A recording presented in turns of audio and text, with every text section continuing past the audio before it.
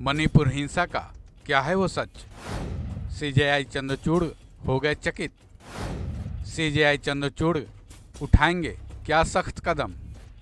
मणिपुर हिंसा देश की पटल से एक बार फिर से गायब हो चुका है, क्योंकि अब उसके बारे में चर्चाएं किसी भी स्तर पर कम ही सुनने को मिल रही हैं। लेकिन जान लें कि मणिपुर में हालात फिलहाल पूरी तरह से काबू में नहीं आए हैं, जिसको लेकर अब सुप्रीम कोर्ट ऑफ इंडिया के सीजेआई डीवाई चंद्रचूड़ बेहद सख्त होने वाले हैं। इसकी वजह यह है कि सीजेआई चंद्रचूड़ के सामने मणिपुर का एक ऐसा सच सामने आया है जिसको सुनकर पहले तो वो चकित रह गए। फिर उन्होंने इस बारे में न केवल सख्त दिशा निर्देश दिए, बल्कि खुद भी उस मामले में सख्त कदम उठाने की बात कही।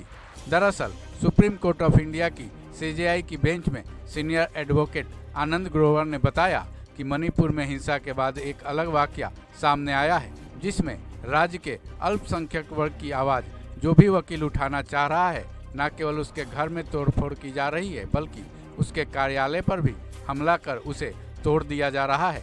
डर का ऐसा माहौल है कि कई वकील इस मामले में अपने हाथ तक खड़े कर दिए हैं। वहीं कुछ वकील तो ऐसे हैं जो कि राज्य को ही छोड़कर चले गए हैं। बता दें, सीनियर एडवोकेट ग्रोवर मणिपुर हिंसा से जुड़े 2 मामलों में सीजेआई चंद्रचूड़ की बेंच में जिरह कर रहे हैं, जिनमें से एक रिटायर्ड जनरल विजयकांत चेंजी केस में वो सुप्रीम कोर्ट में जिरह कर रहे थे। उसी दरमियान ये वाकया उन्होंने सीजेआई चंद्रचूड़ को बताया। सीनियर एडवोकेट की बात सुनकर सीजेआई चंद्रचूड़ पहले तो एकदम चकित रह गए। फिर उन्होंने एडवोकेट ग्रोवर को कहा कि आप इस बारे में एक डिटेल एफिडेविट फाइल करें। अब वो इस मामले का सच पता लगाकर खुद सख्त कदम उठाएंगे।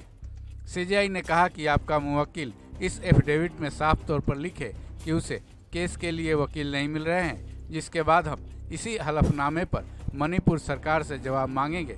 सीजेआई चंद्रचूड़ ने आगे कहा कि उसके बाद वो हाई कोर्ट के रजिस्ट्रार से भी इस बारे में बात करेंगे। अगर वकील नहीं मिल रहे हैं तो हम लीगल एड के जरिए आपको वकील मुहैया करवाएंगे।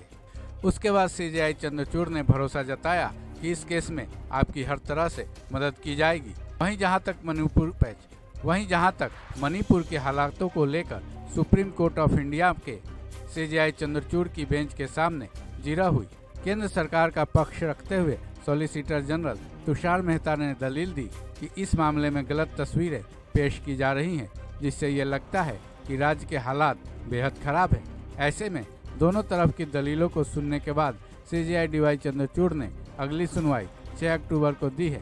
बहरहाल अब सीजेआई चंद्रचूड़ मणिपुर में वकीलों के हालात के मामले में क्या कुछ कदम उठाते हैं, ये देखना अहम होगा।